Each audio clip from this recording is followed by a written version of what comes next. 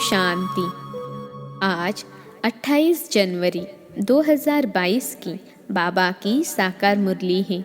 मुरली के महावाक्य हैं, मीठे बच्चे, एक ईश्वर से सच्ची मोहब्बत रखनी है। इस इंद्र की दरबार में सपूत बच्चों को ही लाना है, किसी कपूत को नहीं। प्रश्न है, 21 जन्मों की बड़े ते बड़ी लॉटरी लेने के लिए कौन सा पुरुषार्थ करते चलो? उत्तर है, एक पारलौकिक साजन को याद करने और उनकी श्रीमत पर चलने का पूरा पुरुषार्थ करो। यदि किसी के नाम रूप में बुद्धि लटकी हुई हो तो वहाँ से बुद्धि योग निकालते जाओ। रात में जब फुर्सत मिलती है प्यार से बाप को याद करो, दैवी गुण धारण करो तो 21 जन्मों की लॉटरी मिल जाएगी। गीत है, न वह हमसे जुदा होंगे। ओम शांति। दुख तो यहाँ ही है, बाप आते ही दुख से छुड़ाने, क्योंकि बच्चों को यह समझाया गया है कि कृष्ण यहाँ नहीं आ सकता। उनकी पुरी में दुख नहीं होता, दुख होता ही है कंसपुरी में। कृष्ण पुरी हुई श्रेष्ठाचारी देवताओं की पुरी।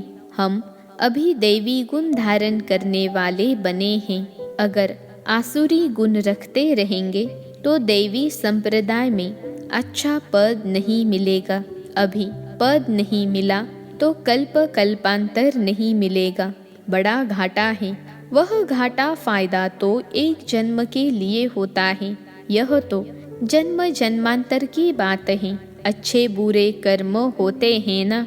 सतयुग में सिर्फ अच्छे कर्म होते हैं, बुरे कर्म कराने वाला रावण वहाँ होता नहीं। यहाँ तो जैसा कर्म करेगा 21 जन्म के लिए उनको फल पाना है। या तो चलना है श्रीमत पर या तो चलना है आसुरी मत पर। बुरा काम किया गोया आसुरी मत पर चला, झट मालूम पड़ जाता है। बाबा से प्यार तो पूरा चाहिए ना।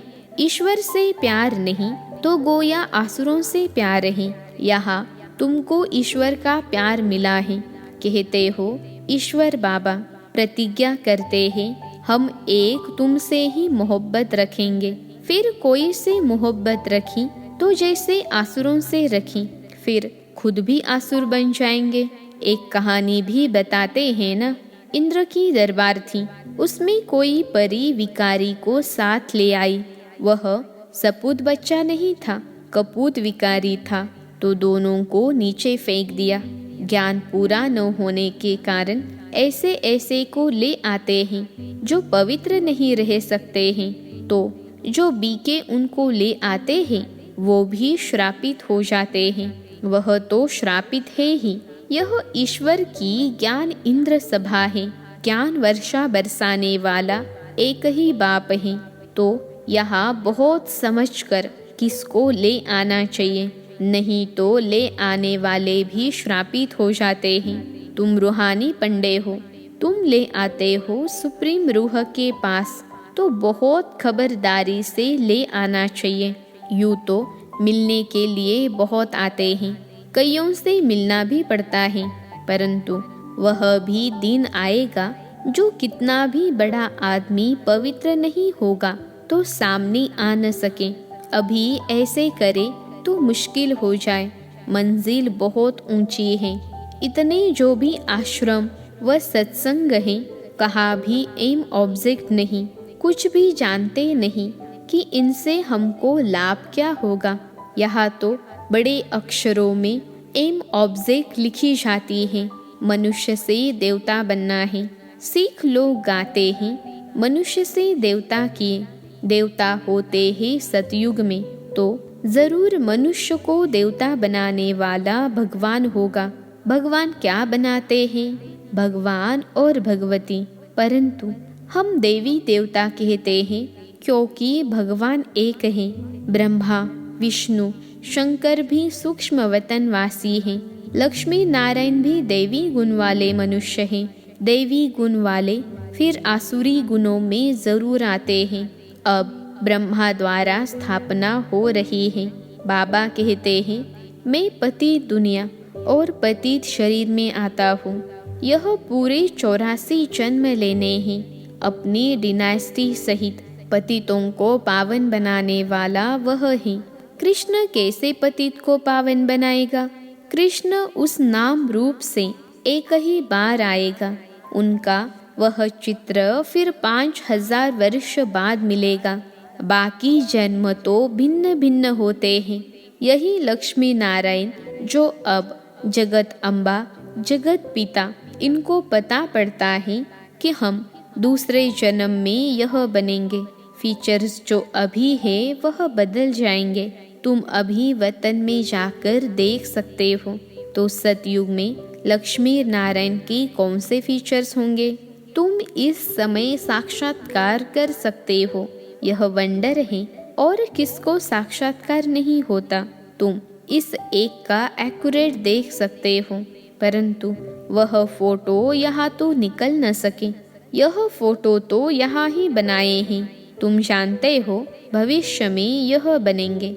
गुरु नानक का एक्यूरेट चित्र जो था वह 5000 वर्ष बाद होगा। यह बातें तुम ही जानते हो। ऐसे ही बाप के साथ योग बड़ा अच्छा चाहिए और अव्यभिचारी योग चाहिए। कोई के नाम रूप से प्रीत लगी तो व्यभिचारी हो गए। शिव बाबा की भक्ति शुरू होती है तो पहले उनको अव्यभिचारी भक्ति कही जाती है। शिव को ही पूजते हैं अभी, फिर एक शिव बाबा की ही याद रहनी चाहिए। बाप कहते हैं ऐसा न हो कि अंत में तुम्हारा बुद्धि योग व्यभिचारी हो जाए। कहा भी नाम रूप में फंसे हुए हो तो बुद्धि को निकालते जाओ। माया ऐसी है जो कब कहाँ धक्का खिलाएगी। कभी मित्र संबंधी याद आएंगे, फट से योग लग जाए, यह हो नहीं सकता। बाबा कहते हैं अभी तो कोई कंप्लीट नहीं बने हैं। यह बहुत बड़े ते बड़ी 21 जन्मों की लॉटरी है। इसमें पुरुषार्थ बहुत अच्छा चाहिए। माया बड़ी प्रबल है, झट भुला देती है। यह भी ड्रामा में नोंद है, इसलिए याद करने का पुरुषार्थ रात में करो। दिन में तो फुर्सत नहीं मिलती है। रात में पारलौकिक साजन को याद करो। श्रीमत पर चलने से श्रेष्ठ बनेंगे। अब जो श्रेष्ठाचारी कृष्ण हैं उनको गीता का भगवान कह दिया और श्रेष्ठ बनाने वाले को गुम कर दिया है। कृष्ण के गुण और परमपिता परमात्मा के गुण वर्णन जरूर करने चाहिए तो सर्वव्यापी की बात उड़ जाए। यह है संगम युग।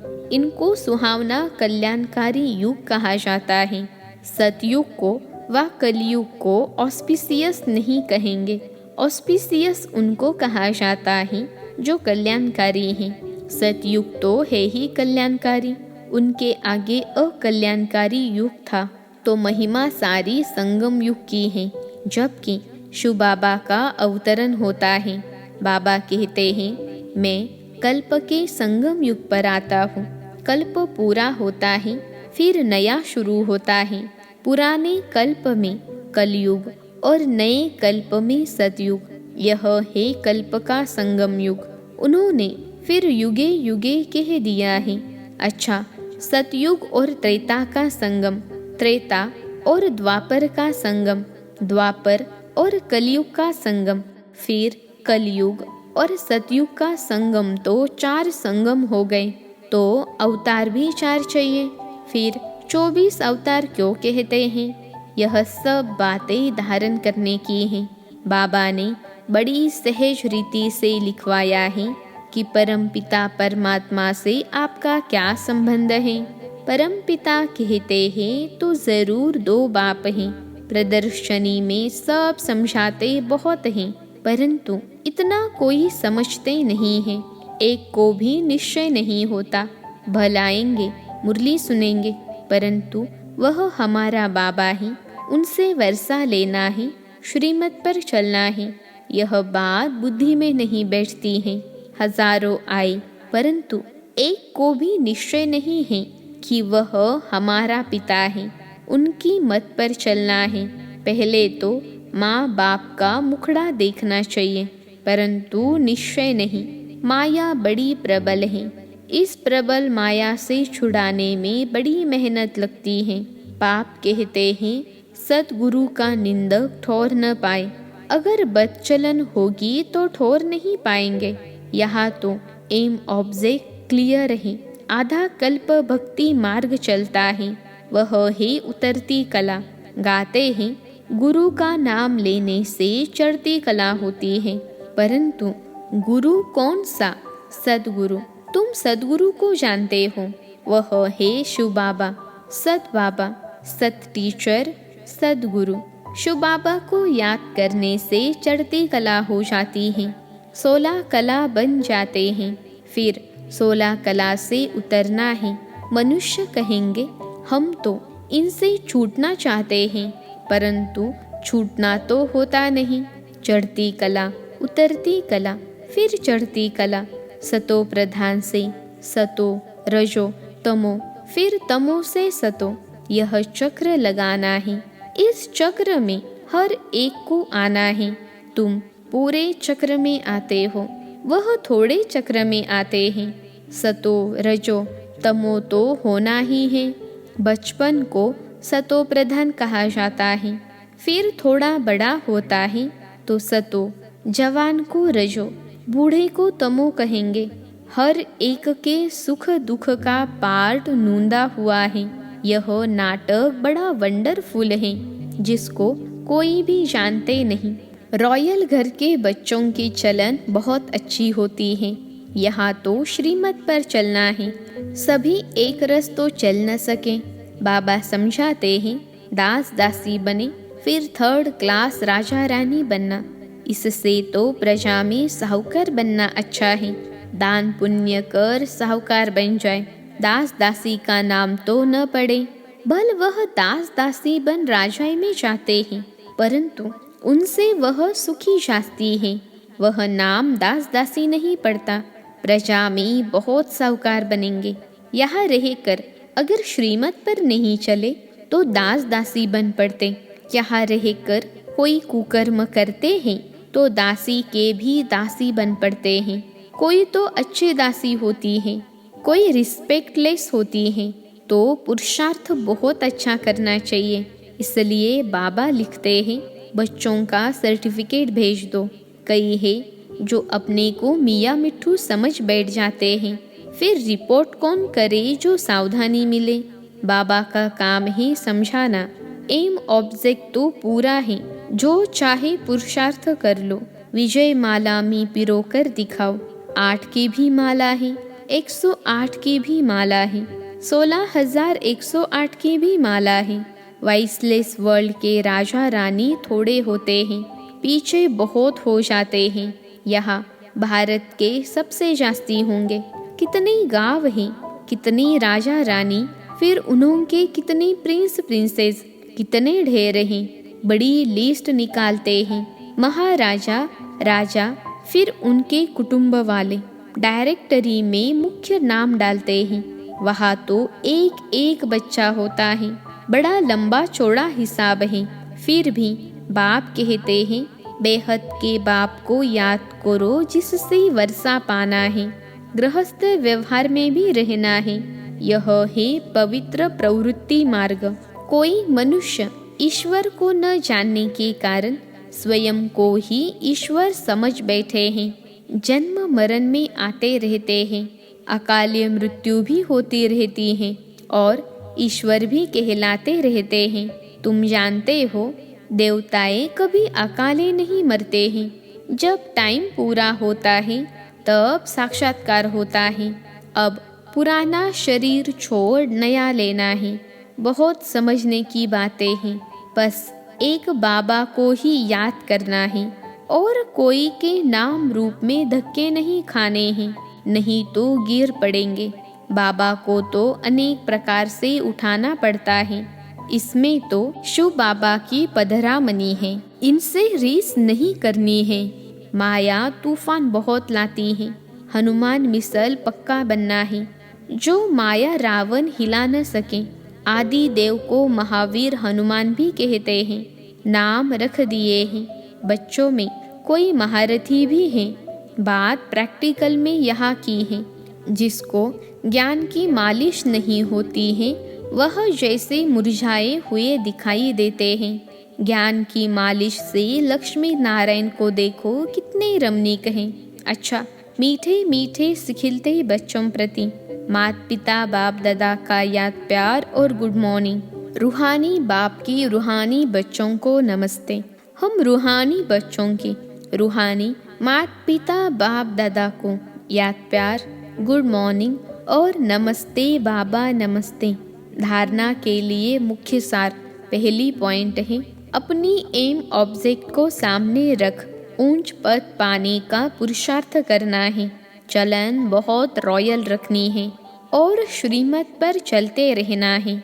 दूसरी पॉइंट है, किसी भी देहधारी के नाम रूप को याद नहीं करना है। एक बाप की अव्यभिचारी याद में रहने का पुरुषार्थ करना है। आज का वरदान है, अपनी शक्तिशाली मनसा शक्ति व शुभ भावना द्वारा बेहद सेवा करने वाले विश्व परिवर्तक भव। अपनी शक्तिशाली मनसा शक्ति व शुभ भावना द्वारा बेहद सेवा करने वाले विश्व परिवर्तक भव। विश्लेषण है, विश्व परिवर्तन के लिए सूक्ष्म शक्तिशाली स्थिति वाली आत्माएं चाहिए जो अपनी वृत्ति द्वारा श्रेष्ठ संकल्प द्वारा अनेक आत्माओं को परिवर्तन कर सकें। बेहद की सेवा शक्तिशाली मनसा शक्ति द्वारा शुभ भावना और शुभ कामना द्वारा होती है।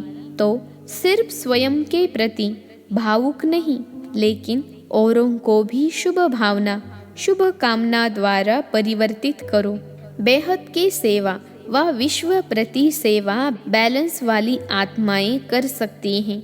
तो भावना और ज्ञान, स्नेह और योग के बैलेंस द्वारा विश्व परिवर्तक बनो। आज का स्लोगन है, बुद्धि रूपी हाथ बाप दादा के हाथ में दे दो तो परीक्षाओं रूपी सागर में हिलेंगे नहीं। बुद्धि रूपी हाथ बाप दादा के हाथ में दे दो तो परीक्षाओं रूपी सागर में हिलेंगे नहीं। आज के योग अभ्यास की पॉइंट है, लवलीन स्थिति का अनुभव करो।